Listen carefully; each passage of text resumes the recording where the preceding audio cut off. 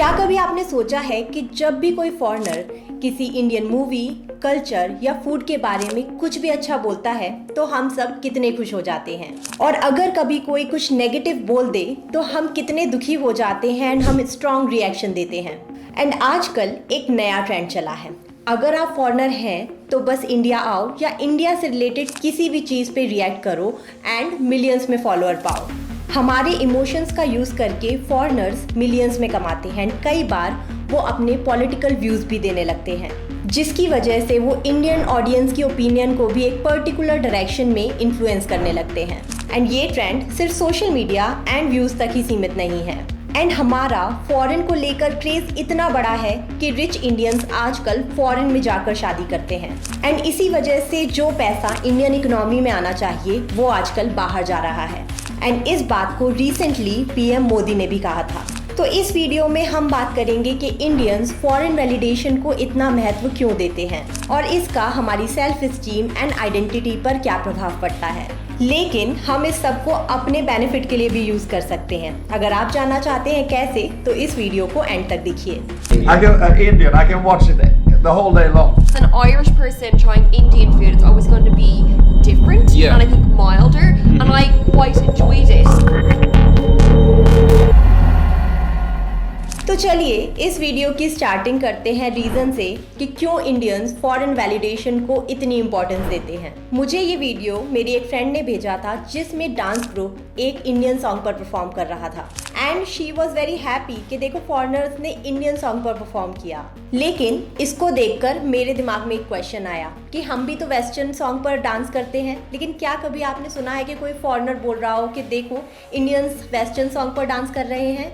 शायद नहीं। इस बिहेवियर के पीछे एक साइकोलॉजिकल फिनोमिनन है जो कि colonialism, globalisation and social media के इन्फ्लुएंस से बना है, which we call external validation. External validation का मतलब है जिसमें हम अपनी सेल्फ वर्थ एंड हैप्पीनेस को दूसरे के अप्रूवल एंड दूसरे की सोच के हिसाब से मेजर करते हैं। इससे हमारा self confidence and self esteem कम हो जाता है और हम अपने को दूसरों से कंपेयर करने लगते हैं। ब्रिटिशर्स ने इंडिया पर लंबे टाइम तक राज किया एंड ये वो टाइम था जब इंडियंस के पास बेसिक राइट्स नहीं थे एंड हमें बैडली ट्रीट किया जाता था। फॉर एग्जाम्पल, आज भी कुछ ऐसे लोग हैं जो इंग्लिश लैंग्वेज को बहुत प्रायोरिटी देते हैं एंड जिसे इंग्लिश बोलना नहीं आता उसे नीचा दिखाया जाता है। एंड ये सिर्फ एक ही रीजन नहीं है, जो बची कुची कसर थी वो हमारी entertainment industry and news channels ने पूरी कर दी। फॉर एग्जाम्पल, कुछ टाइम पहले तक मूवीज में पूरा फोकस वेस्टर्न कल्चर पे किया जाता था। उसी के साथ अगर आप वेस्टर्न मीडिया को देखें तो उन्होंने हमेशा इंडिया को पुअर दिखाया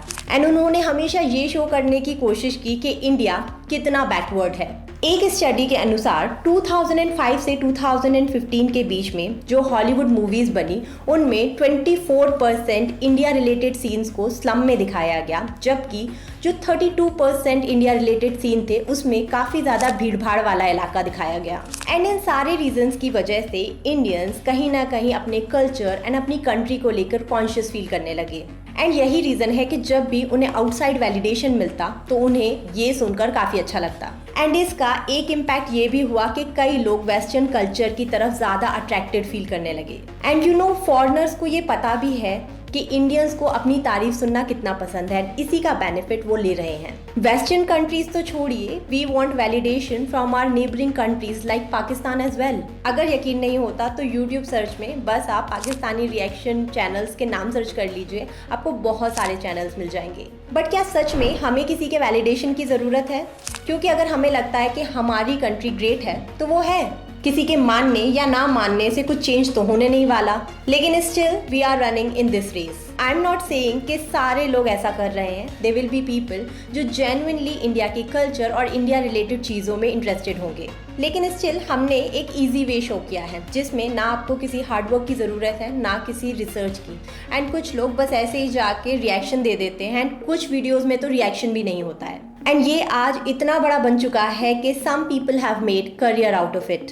फॉर एग्जाम्पल, कुछ यूट्यूब चैनल के व्यूज़ तो मिलियंस में आते हैं and they are doing full time YouTube. उसी के साथ हमने एक मार्केट ओपन कर दी है एंड इसमें इतने सारे चैनल्स ओपन हो गए हैं जो इंडिया रिलेटेड कंटेंट को पोस्ट करते हैं। बट आगे बढ़ने से पहले मैं आपसे एक क्वेश्चन पूछती हूँ, आपको क्या लगता है कि जो इंडिया रिलेटेड कंटेंट है उसके व्यूअर्स किसको होना चाहिए? Take a moment and answer this in comment section. I know Indians will be consumer, but इसके साथ साथ जिस कंट्री के लोग वीडियो बना रहे हैं उस कंट्री के व्यूअर्स को भी होना चाहिए जो लोग इंडिया के कल्चर एंड हेरिटेज के बारे में जानना चाहते हो। बट मैक्सिमम केस में आपको दिखेगा कि व्यूअर्स सिर्फ इंडियंस ही हैं। फॉर एग्जाम्पल कुछ लोगों ने कोर रिएक्शन को छोड़कर इंडिया स्पेसिफिक रिएक्शन चैनल खोल लिए हैं क्योंकि उन्हें पता है कि व्यूअरशिप उन्हें वहीं से मिलेगी। एंड इसका रीजन है because we are getting so emotional. अगर कोई हमारे बारे में कुछ अच्छा बोलता है तो हम उसे रातों रात सेलिब्रिटी बना देते हैं, और अगर किसी ने कुछ क्रिटिसिज्म दे दिया तो हम उसकी बैशिंग कर देते हैं एंड उसे ट्रोल करने लगते हैं। लेकिन क्या सच में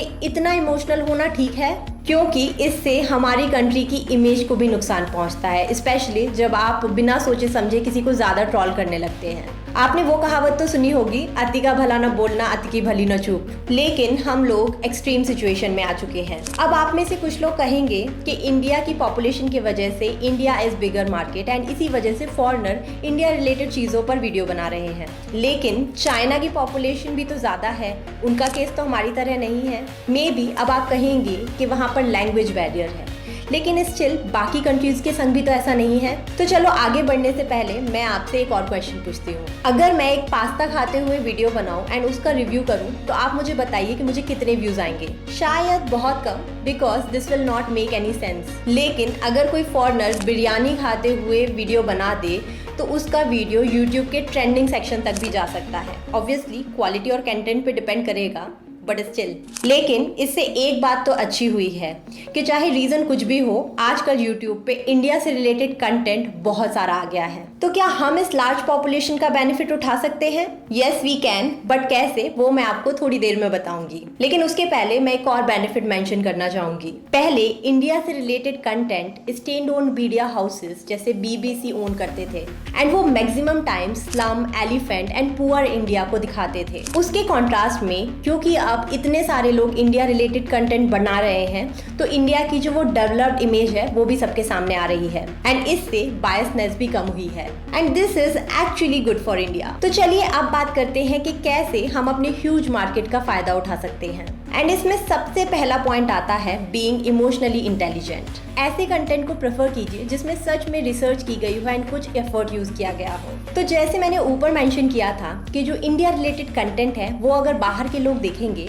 तो इससे हमें बेनिफिट होगा। तो हमारा नेक्स्ट स्टेप होना चाहिए कि जो इंडियन रिलेटेड कंटेंट है उसकी ऑडियंस सिर्फ और सिर्फ इंडियन ना होकर बाहर के लोग भी हों। इससे हमें अपनी overall soft power which includes dance, folk, regional culture, art and craft, इन सब को प्रमोट करने का मौका मिलेगा। फॉर एग्जाम्पल मान लीजिए कि किसी स्टेट की आर्ट एंड क्राफ्ट पर कोई फॉरेनर्स अच्छा रिएक्शन देते हैं तो हम उसे एज अ टेस्टिमोनी भी यूज कर सकते हैं। आई नो ये सब इतना आसान नहीं है and there will be lot of challenges as well, but at least अगर हम इन सब बारे में डिस्कस करेंगे तो कोई ना कोई रास्ता जरूर निकलेगा। तो आज की वीडियो को हम खत्म करते हैं एंड सोचते हैं कि चीज़ों को हम अपने फेवर में कैसे कर सकते हैं। एंड अगर आपके पास कोई ब्रिलियंट आइडिया है तो वो भी आप मुझे कॉमेंट सेक्शन में बता सकते हैं।